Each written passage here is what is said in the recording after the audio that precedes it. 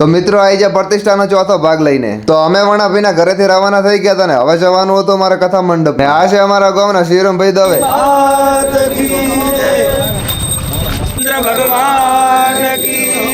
તો ગામના માણસો પણ ઘણા બધા ઉપસ્થિત હતા ને હું અરવિંદ બે હેડતા જતા હતા. કીધું અમે પણ એક વિડીયો બનાવી લઈએ. આ છે અમારા ગામના ચેતનભાઈ દવે અને આ લોકો સેવામાં હતા પણ પહોંચ્યા રહ્યા એટલી વાર હાર અને અમારા ગામની પણ હાજરી ફૂલ હતી.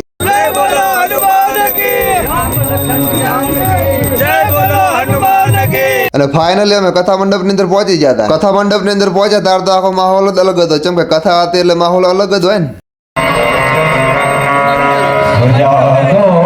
આ છે કથા મંડપ ને કથાનું આયોજન તમને સારું લાગે તો જય શ્રીરામ કોમેન્ટ ની અંદર અવશ્ય લખજો અને કોમેન્ટ ની અંદર જય શ્રીરામ લખશો તો રામ નું નામ લેવાશે, કોઈ બીજું નથી થવાનું. તો હું અહીં જોઈએ ત્યારે તો બધી તૈયારી કમ્પ્લીટ હતી ને ઇન્સ્ટ્રુમેન્ટ પણ લાગી ગયા હતા, સંગીતકારો પણ એમની રીતે વગાડતા અને હોમે જે દેખાય કથા વાંચવા માટે સ્ટેજ છે. તો ફાઇનલી સિદ્ધરાજભાઈ શાસ્ત્રી સ્ટેજ ઉપર પહોંચી ગયા હતા ને હવે એમનું આસન ગ્રહણ કરવાનું હતું. સિદ્ધરાજભાઈ શાસ્ત્રી એટલે આપણા વાવથરાજ નું ઘરેણું કહેવાય. તો ફાઇનલી સિદ્ધરાજભાઈ શાસ્ત્રી એમના આસન પર બિરાજમાન થઈ ગયા હતા.